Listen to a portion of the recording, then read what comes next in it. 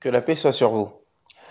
Cette vidéo voudrait aborder un sujet qui est très important dans le contexte de mondialisation dans lequel nous nous trouvons depuis des années et dans les débats identitaires qui règnent en France et laissent une atmosphère nauséabonde. Cette question, c'est la notion de famille humaine. Vous savez, il y a souvent deux manières qui ne sont pas si différentes que ça, si ce n'est en apparence, d'aborder l'autre, d'aborder l'humanité.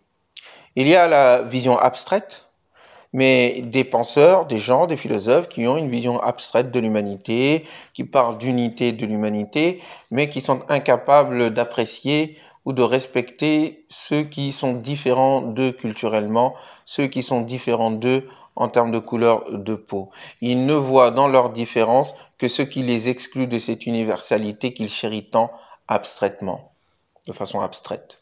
Et puis il y a une deuxième manière d'aborder les êtres humains, c'est à l'aune de sa culture particulière, en pensant que celle-ci est la seule qui soit légitime à exister et qui exècre tous ceux qui sont différents de lui. L'un, au nom de l'abstrait, élimine ce qui est différent, l'autre, au nom du particularisme, de la particularité, va éliminer ce qui lui semble différent. Vous l'avez compris, dans les deux cas, il y a élimination du différent. Or, dans des sociétés qui seront amenées de plus en plus à être multiculturelles, multireligieuses, multiethniques, quelle conception, quel contenu donnons-nous au concept de famille humaine? Je vais beaucoup m'appuyer sur la dernière révélation, le Coran, dont le propos est à comprendre de façon universelle et cosmique. Oui, le Coran conçoit l'humanité comme une seule et même famille et confère en conséquence à chaque membre de cette famille la dignité qui va de pair avec cette humanité. Ya ayyuhan nas, nous dit-il dès les débuts de la 4e sourate, la sourate des femmes, la sourate An-Nisa. Ya ayyuhan nas, ô être humain, inna ittaqu rabbakum, ayez la conscience, craignez votre Seigneur, redoutez, préservez-vous, ayez la conscience de la présence de votre Seigneur, Rabbakum, de votre enseignant, de votre éducateur, alladhi khalaqakum, qui est celui qui vous a créé, min nafsin wahida, à tous les êtres humains. Il est annoncé que vous avez été créés, d'une part. Et d'autre part, vous avez une seule origine. Un seul être est à l'origine de l'ensemble de l'humanité. Et de cet être-là, il a créé sa paire, sa compagne ou son compagnon. Et de ces deux, s'accouplant, de ce couple, il dissémina, il dispersa sur terre, rijalan kathira, beaucoup d'hommes et de femmes. Donc, du point de vue coranique, l'humanité entière, ô être humain, a une seule origine. Très bien. Ça, c'est un premier élément. Et c'est ce qui fonde le message universel de l'islam, le message cosmique de l'islam, interpellant l'humanité. L'humanité a une seule origine. En conséquence, tous les êtres humains, indépendamment de leurs différences culturelles, indépendamment de leurs différences physiques, indépendamment de leurs différences sociales, indépendamment même de leurs disparités et inégalités sur le plan biologique, tous les êtres humains sont égaux en droit. Tous les êtres humains sont égaux en dignité en raison de leur origine commune. C'est une seule et même famille. Très bien.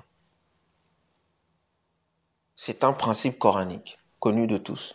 Je dis connu de tous parce qu'il est important d'insister, parce qu'aujourd'hui, il y a des personnes qui remettent en cause cette idée que l'islam prône l'égalité. Je me souviens d'ailleurs, lorsque j'étais étudiant à l'école pratique de hautes études, un de mes professeurs, philosophe, je vais taire son nom puisque je vais le critiquer, mais on s'était un peu chamaillé en cours, avait indiqué, en s'appuyant sur des théories euh, du chiisme duodécimain ou ismaélien, empruntant à la vision néoplatonicienne, l'idée d'une différence intrinsèque, ontologique, entre une certaine catégorie d'êtres humains et d'autres catégories d'êtres humains.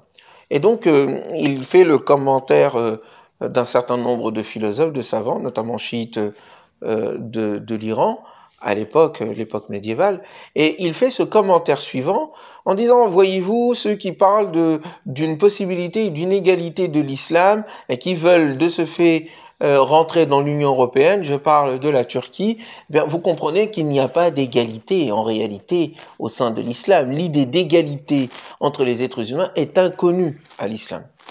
Et je l'interpelle, je dis, mais comment ça?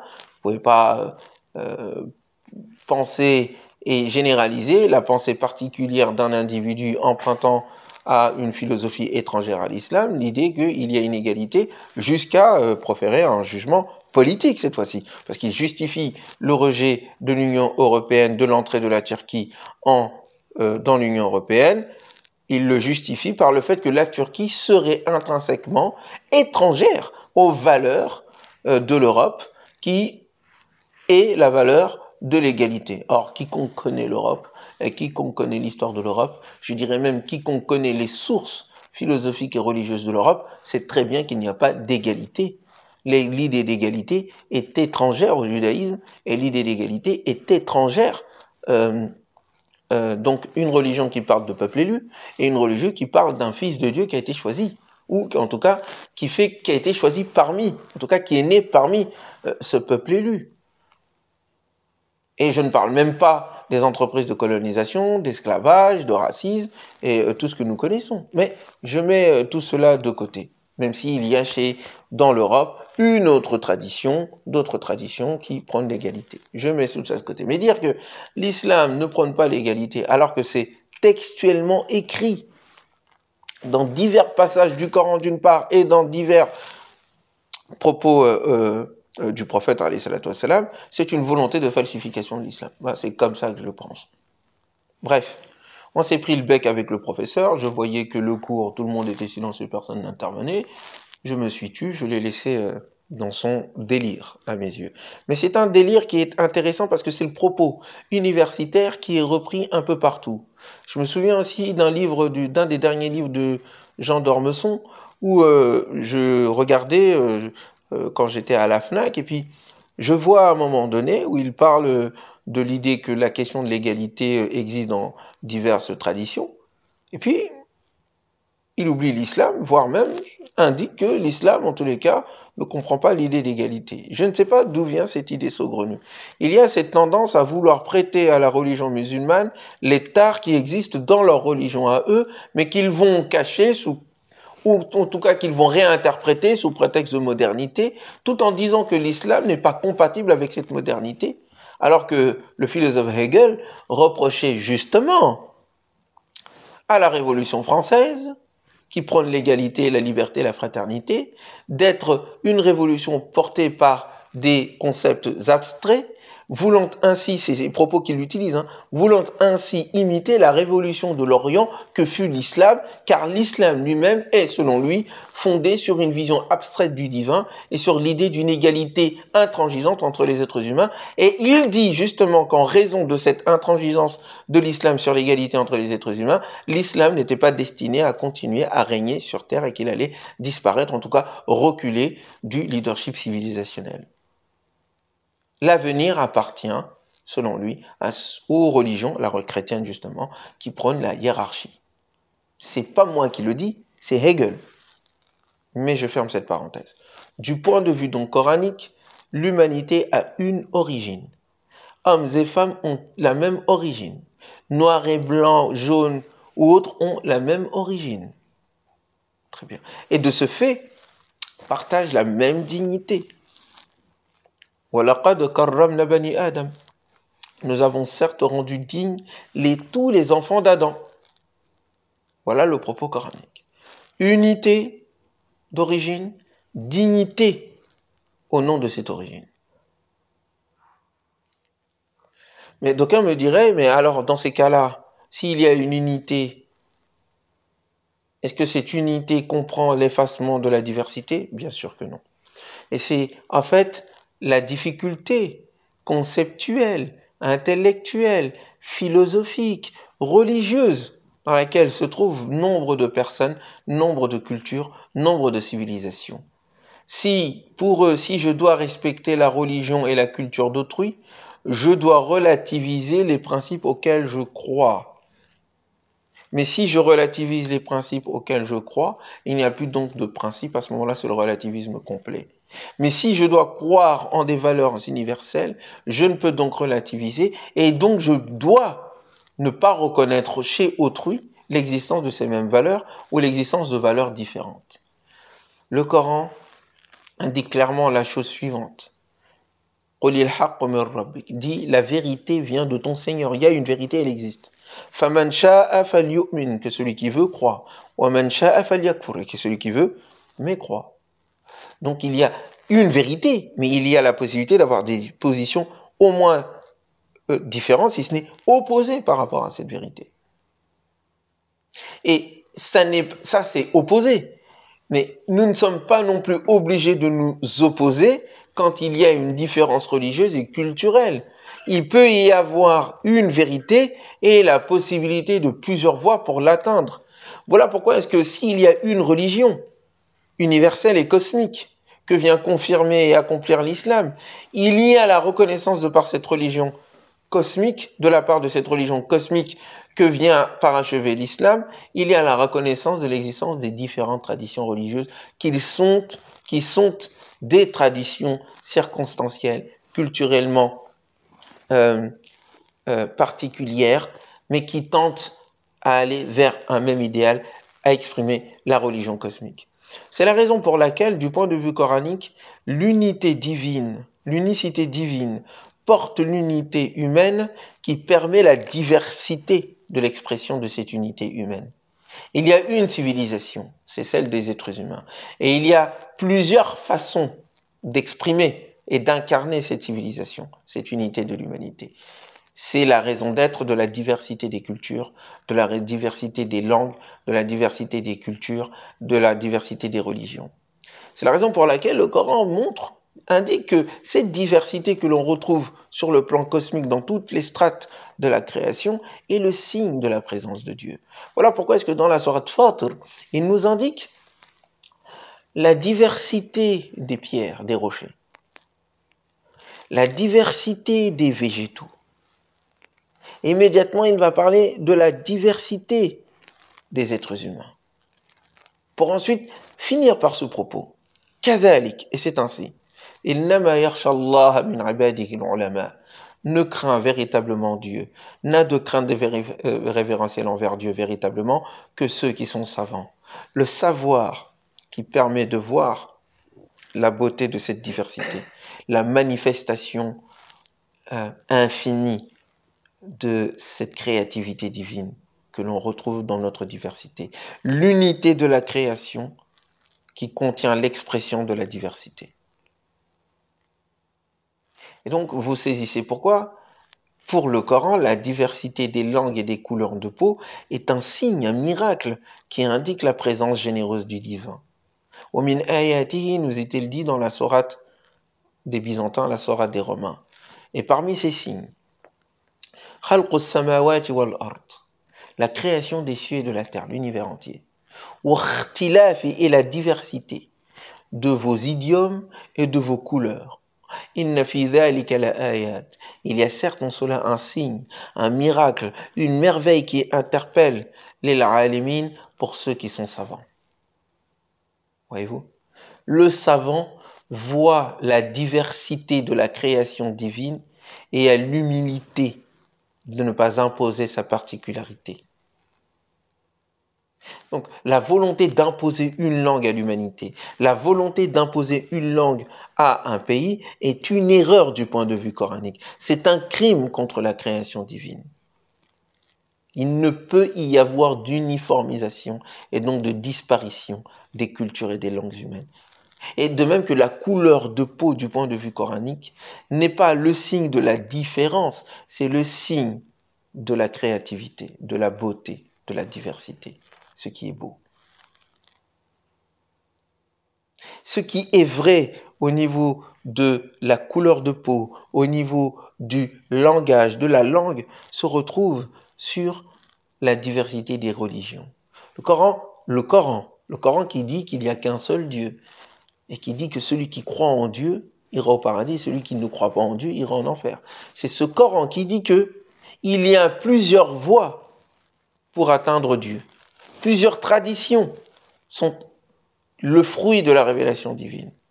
La tradition juive, la tradition chrétienne, la tradition que va installer le Coran, bien que reconnaissant universellement toutes les autres traditions précédentes, et la diversité des différentes religions.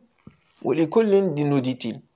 Et à chacun, Ja'alna, nous avons établi, Shir'atan, une voie, une loi, wa minhaja, et une méthodologie, une façon d'emprunter cette voie. Walau Allah, et si Dieu l'avait voulu, la ja'alakum ummatan wahida, il aurait fait de vous une seule communauté, une seule nation. Walakin, mais il l'a voulu autrement. Liyabluwakum fima ataakum, afin de vous éprouver dans ce qu'il vous a donné. De diversité, de religion, d'enseignement. Fastabiqul khayran, quelle est donc la voie à suivre entre les différentes expressions religieuses de la religion unique, universelle et cosmique, qui est abstraite et qui a besoin d'être incarnée dans des communautés spécifiques culturellement qui nécessitent une couleur particulière qui sied à l'application de la voie ou de la religion par une voie particulière au sein de cette communauté particulière. C'est parce qu'il y a plusieurs communautés qu'il y a donc plusieurs expressions de la religion unique, qu'il y a donc plusieurs sharia, plusieurs voies, plusieurs lois. Et pour le divin, cela n'est pas en contradiction avec l'idée d'unité, avec l'idée de vérité. Il y a une vérité et il y a plusieurs manières de l'atteindre. Il y a l'humilité qu'impose la diversité, imposée par la volonté divine. Et quelle est la chose à faire à ce moment-là? Quelle politique suivre? De quelle manière pouvons-nous vivre ensemble? Un mot si souvent utilisé aujourd'hui, mais galvaudé dans les faits, lorsqu'on a la volonté d'insulter la religion des autres. Pauvre de nous. Eh bien, il nous dit fastabiqul khairat. Il n'y a pas à vouloir forcer le juif à rentrer dans l'islam. Il n'y a pas à vouloir forcer le chrétien à rentrer dans le judaïsme ou dans l'islam. Et vice-versa. Il y a à faire preuve d'émulation. Il y a un principe, le principe de l'unicité divine. L'idée qu'il y a un jugement dernier et qu'il faut faire des bonnes actions. C'est le principe fondamental de la religion. Et toutes les traditions religieuses sont d'accord là-dessus. Maintenant, il y a des différences historiques, des différences religieuses que l'on appelle religion. Vous avez compris, le Coran utilise la religion. Et il y a l'expression des religions qui se forment à travers la charia. Les shari'a, pardon. Donc, il faut donc faire preuve d'émulation dans l'application, dans la réalisation du bien, que les juifs aillent au bout, dans le meilleur de ce que leur permet leur tradition religieuse. Et ils trouveront les musulmans dans cette expression-là, ainsi que les chrétiens et d'autres traditions. C'est la raison pour laquelle, toujours sur cette question de diversité religieuse dans l'unité de la religion cosmique, que vient confirmer le Coran parachève cette religion cosmique tout en reconnaissant les précédentes étapes de la réalisation de cette religion cosmique dans l'histoire et en tentant de les corriger par rapport à ce qui fut donné ou ce qui fut ajouté de falsification. C'est la raison pour laquelle vous le voyez dire, mais innal ladhina amanu, ceux qui ont la foi, wal ladhina hadu, ceux qui sont juifs, wan nasara, ceux qui sont chrétiens, was sabiina, ceux qui sont sabéens, man amana billahi. Donc on a 4 religions agréés, ceux qui ont la foi, ceux qui sont juifs, ceux qui sont chrétiens, ceux qui sont sabéens.